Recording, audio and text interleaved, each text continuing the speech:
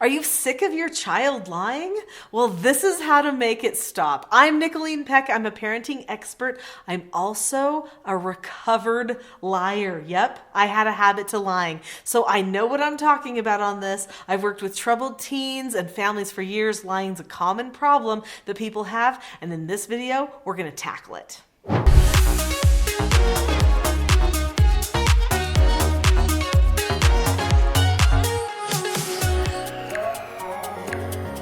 Every video on this channel is seen through the lens of self-government or being able to control yourself. Lying is a hard habit to control. It is a hard thing to break, especially once you get into it a little ways. And almost everyone has a moment in time where they experiment with lying.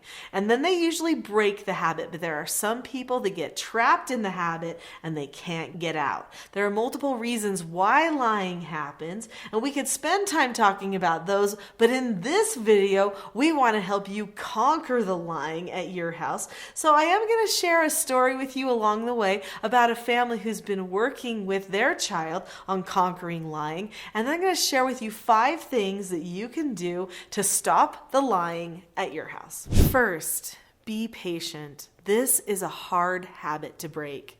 When a person truly gets in the habit of lying, they know that they have a problem and they are trying to stop it. I know because for years I tried to teach myself to stop lying, and until I made a skill to help me with the problem, I couldn't break the habit. Recently, on a teaching self-government support group call, I was talking with a parent about her child and lying. The parent was asking how to conquer the problem with lying at her house and discussing how some of the things that I had been telling her were working really well.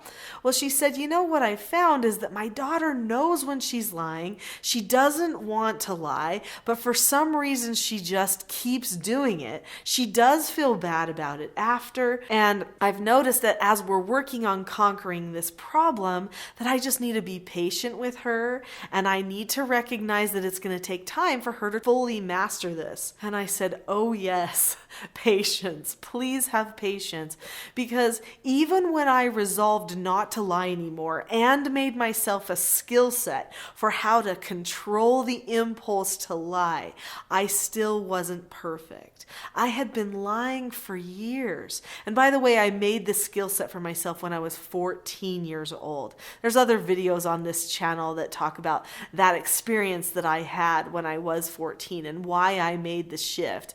But today I'd like to talk about what I did do to make that shift for myself. One of the biggest things was I had to be patient with myself. I had to know I was going in the right direction and that I truly could conquer this problem, because it was something I would do sometimes even before I knew I was doing it. And when you truly have a habit to lying, that's what happens. But I'll tell you what, it's possible to liberate yourself from that and find the freedom on the other side.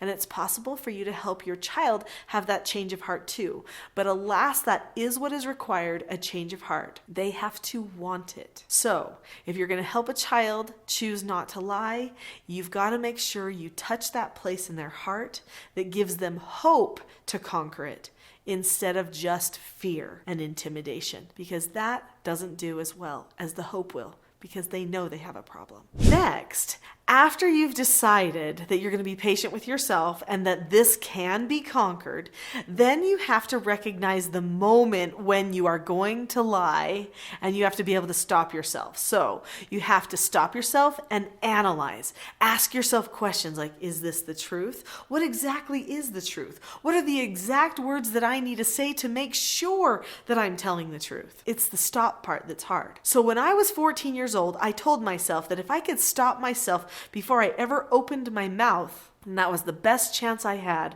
of stopping myself from lying. So basically, I'd make myself mentally pause and assess what I was going to say before I ever even spoke. So feel the craving to talk, tell yourself stop, ask yourself, is this the truth? What exactly is the truth? And write down the truth so that you follow through. After you've analyzed what the truth really is, then you have to plan the words. So plan out, okay, what does an honest person say in this situation? What are my words exactly? There were some times I had to even say them over and over in my mind or write them out and look at them. When a person is used to lying, they have to tell themselves not to do it about 16 times before they actually choose not to do it in that situation. They have to be like, nope, only tell the truth. Don't say that. Say this instead. They have to keep pointing themselves baby step by baby step in that direction. I hope this helps you as you're trying to help your child stop lying. Just you saying to them, don't lie, you're a liar, or something like that, it doesn't really help because it doesn't give them something that they can do. And it's not acknowledging what their brain and body has to go through in order to conquer and stop that habit. They need to plan out every single word. You might even instruct them to stop talking to you for a minute. So you might say, I'm going to ask you a question, but I don't want you to answer immediately. I want you to stop and I want you to think about the exact words that are the truth. And then I want you to tell me what those exact words are, because I already know the truth. So give them full opportunity to just tell you the truth and say, and when you tell the truth, we're just going to talk about it. There's not going to be any frustration. There's not going to be any anger, anything like that. We're just going to talk about it. And I already know the truth. So my question is blah, blah, blah, blah, whatever you ask that they might lie to you about. So then you say, now stop and think about exactly what the truth is. There's something you want to say, but that might not be the truth. What is exactly the truth? Maybe even give them a piece of paper to write it down. Then say, okay, now tell me what the truth is. Now, a liar that is truly like pathological, they just love it. They're just so afraid of ever finding out that they did anything wrong. They're perfectionists. They may even take that time to lie to you again. And if that's the case, then you have to say, that statement that you made is not true, right? And you're going to have a plan for how you're going to conquer that. We'll talk about that in a minute, but you need to prepare with them ahead of time for how you will handle it when they don't tell the truth. But give them every opportunity.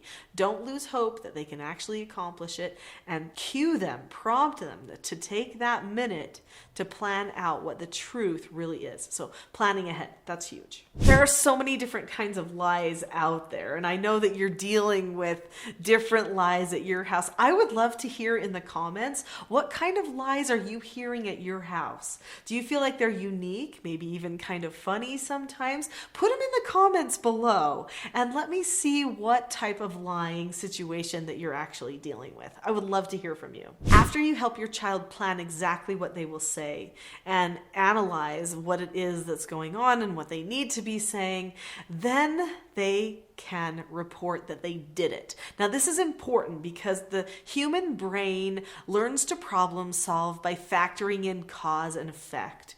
So if they report to you, Mom, I told the exact truth, right after they tell you what the truth is, then you can praise them for the truth. This teaches them that their good equaled something good. It was praise. It was positive. So they should be reporting back to you on a regular basis. Not just in that moment, but in your weekly meetings that you have too. Part of the Teaching Self-Government Parenting program that I teach in my Teaching Self-Government Parenting course, which is on the teachingselfgovernment.com website, I talk about different meetings that we have with the children. One of those weekly meetings that we have is a one-on-one meeting that I call a parent mentor meeting. And in these mentoring meetings, that would be a great time to also report on how the child has been doing with their plan for honesty throughout the week. Reporting is huge. When we hold ourselves accountable, it keeps us motivated to keep moving in a forward, positive direction. Now, to really conquer lying, you've got to help them get emotionally and logically invested in why this problem has to stop. That doesn't mean shaming. That doesn't mean using guilt trips or anything mean, because remember, we're being patient. What that does mean is getting them involved in making a plan for conquering it. So with my children, who many of them did have lying problems because they were troubled youth when I was doing treatment care for foster children ages 12 to 18, many of them had lying issues. I requested lying issues on purpose so that I could help them solve the problem, because I knew how because I'd been a liar myself. So what you do is you have a parent counseling session with them. That means you and them, you get together, you talk about one issue.